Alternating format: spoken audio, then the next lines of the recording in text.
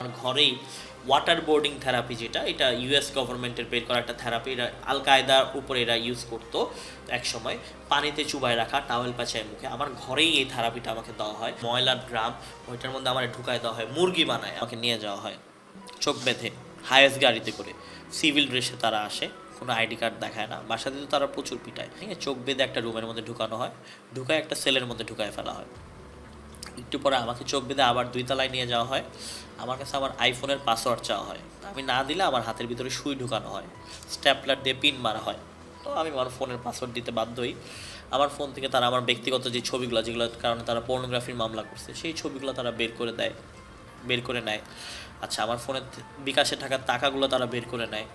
যাওয়ার সময় তারা আমার ঘরে একটা বিশাল বড় টিভি দেখে। আমি সবসময় বড় বড় টিভি কিনি, আমি 85 ইঞ্চি 65 ইঞ্চি টিভি কিনি।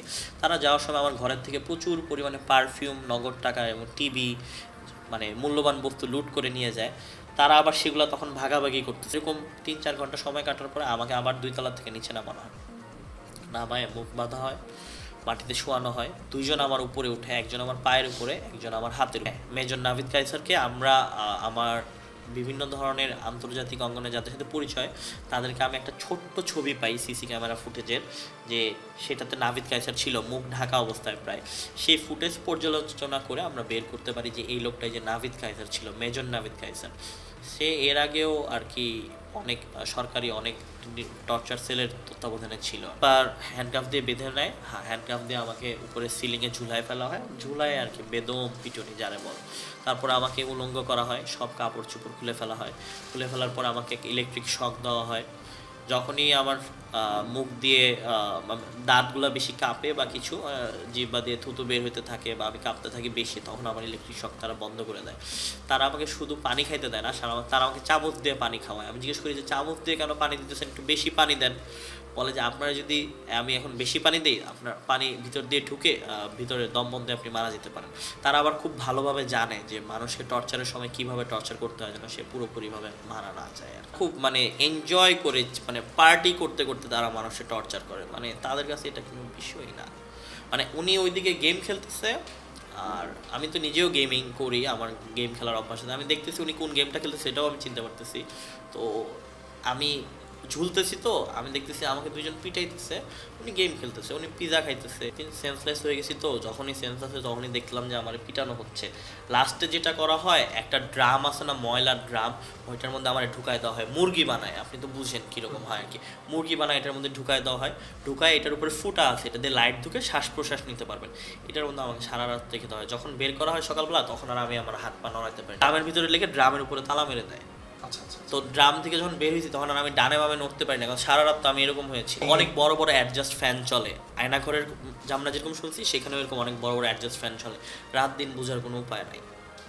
রাতে একটু ঠান্ডা পড়ে, নভেম্বর মাস যেহেতু, তখন ঠান্ডা পড়লে বুঝি যে রাত হয়েছে।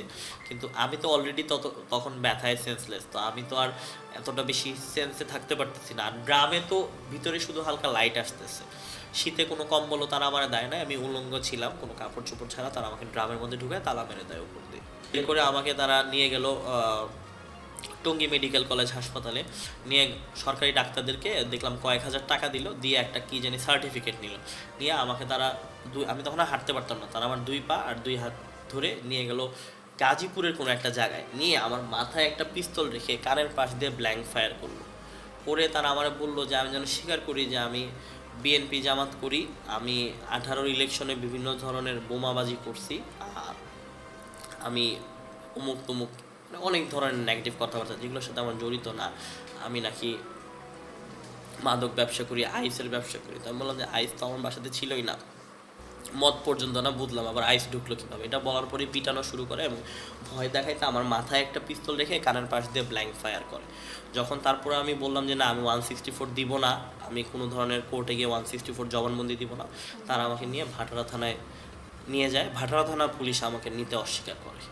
ভাটারা থানার পুলিশ বলে যে এরকম আসামি যে কোনো সময় মৃত্যুবরণ করতে পারে, এই দায়িত্ব আমরা নিব না, আপনারা তার প্রপার মেডিকেল চেক আপ আবার করায়েন। আবার তারা আমাকে নিয়ে মেডিকেলে যায়, আরও কিছু টাকা দেয়, আবার একটা কাগজ নেয়, আবার আমার ভাটারা থানায় নিয়ে। এইটার জন্য এটার সাথে টঙ্গী হসপিটালের সকল সরকারি ডাক্তাররা জড়িত।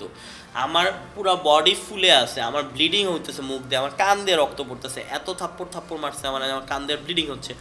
আমারে তারা মানে নর্মাল কি জানি একটা সার্টিফিকেট দিতেছে এবং তারা মামলাতে লিখতেছে যে আসামি দৌড়ে পালিয়ে যাওয়ার সময় গুরুতর জখমপ্রাপ্ত হইলে তাকে নিয়ে আমরা চিকিৎসা করাই। আবার থানায় আসলো। তারপরে ওসির সাথে উচ্চ পর্যায়ে তাদের অনেক সিনিয়র অফিসাররা কথাবার্তা বললো, আমি যেটা বুঝলাম।